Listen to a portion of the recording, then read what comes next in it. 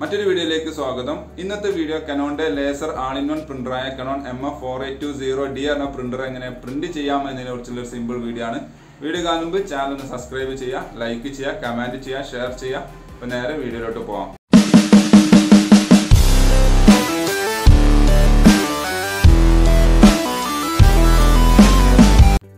ഇതിനുവേണ്ടി ഞാനൊരു sample document ഇവിടെ ഉണ്ടാക്കി വെച്ചിട്ടുണ്ട്. ഞാൻ ജസ്റ്റ് ഒന്ന് ഓപ്പൺ ചെയ്ത് കാണിച്ചു തരാം. ഒരു വേർഡ് ഫയലാണത്.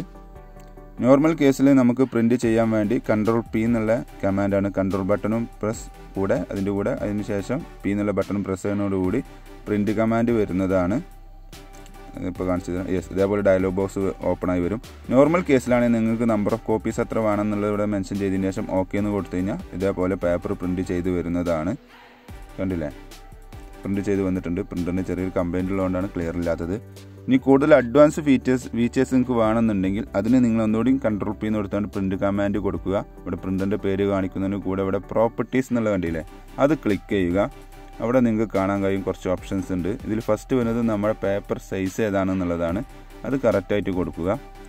അതിനുശേഷം അതായത് നമ്മുടെ ഡോക്യുമെൻ്റ് പേപ്പർ സൈസാണ് ചോദിക്കുന്നത്, അത് ഏതാണെന്നുള്ളത് കൊടുക്കുക. അതേപോലെ അതിൻ്റെ താഴെ ഔട്ട്പുട്ട് സൈസ് നമുക്ക് പ്രിന്റ് ചെയ്ത് വരേണ്ട സൈസ് ഏതാണെന്നുള്ളതാണ് അവിടെ മെൻഷൻ ചെയ്തിട്ടുള്ളത്. അത് മാച്ച് പേജ് സൈസ് കൊടുക്കുന്നത് ഏക്കാരം കുറച്ചുകൂടി ബെറ്റർ. അതല്ല നിങ്ങൾ A4ൻ്റെ കട്ട് പേപ്പറാണ് ഉപയോഗിക്കുന്നതെങ്കിൽ അത് അവിടെ മെൻഷൻ ചെയ്യണം. പിന്നെ ഇതിൻ്റെ ഓറിയൻറ്റേഷൻ പോർട്രേറ്റ് വേണോ ലാൻഡ്സ്കേപ്പ് വേണോ, ഇവിടെ പ്രിവ്യൂ മാറുന്നത് നിങ്ങൾക്ക് കാണാൻ സാധിക്കും. അത് അതേപോലെ ഏതാണോ വേണ്ടത് അത് സെലക്ട് ചെയ്യുക.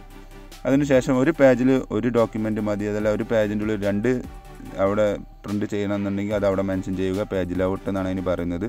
പിന്നെ ഡ്യൂപ്ലെക്സ് പ്രിൻറ്റിങ്, അതായത് ഡബിൾ സൈഡ് പ്രിൻറ്റിങ് വേണമെന്നുണ്ടെങ്കിൽ ഇവിടെ 2 സൈഡ് പ്രിൻറ്റിംഗ് എന്നുള്ള ഓപ്ഷൻ എനേബിൾ ചെയ്തതിന് ശേഷം പ്രിൻറ്റ് കൊടുക്കണം. എങ്കിൽ മാത്രമേ 2 സൈഡ് പ്രിൻറ്റ് ചെയ്ത് വരികയുള്ളൂ.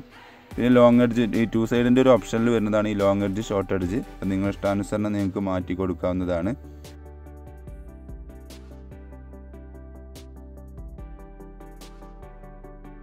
ഈ ഫിനിഷിങ് അത്ര വെരി ഇമ്പോർട്ടൻ്റ് ആയിട്ടുള്ള കാര്യമല്ല. മുകളിൽ പറഞ്ഞ കാര്യങ്ങളാണ് വെരി ഇമ്പോർട്ടൻ്റ് ആയിട്ടുള്ളത്. അതിനുശേഷം ഓക്കെ എന്നുള്ളത് ക്ലിക്ക് ചെയ്യുക. ഞാൻ നേരത്തെ പറഞ്ഞ പോലെ നമ്പർ ഓഫ് കോപ്പീസ് എത്ര വേണമെന്നുള്ളത് ഇവിടെയാണ് മെൻഷൻ ചെയ്യേണ്ടത്. അതിൻ്റെ ലെഫ്റ്റ് സൈഡിൽ നിങ്ങൾക്ക് കാണാൻ കഴിയും പേജ് റേഞ്ച്, അതായത് കൂടുതൽ പേജസ് ഉണ്ടെന്ന് സിംഗിൾ പേജ് വന്നാൽ മതി എന്നുണ്ടെങ്കിൽ അത് സെലക്ട് ചെയ്തതിന് ശേഷം ഓക്കെ എന്നുള്ളത് ക്ലിക്ക് ചെയ്ത് കഴിഞ്ഞാൽ നേരത്തെ പോലെ പ്രിൻറ്റ് ചെയ്ത് ഇതേപോലെ പേപ്പർ പിക്ക് ചെയ്താണ് പ്രിൻറ്റ് ചെയ്ത് വരുന്നതാണ്. ഇതേപോലെ ട്രൈ ചെയ്ത് നോക്കുക. Thanks for watching my video. വിചാരിക്കുന്നു സബ്സ്ക്രൈബ് ചെയ്യുക, ലൈക്ക് ചെയ്യുക, കമൻറ്റ് ചെയ്യുക, ഫോളോ ചെയ്യുക. അപ്പോൾ ഓക്കെ, ബൈ.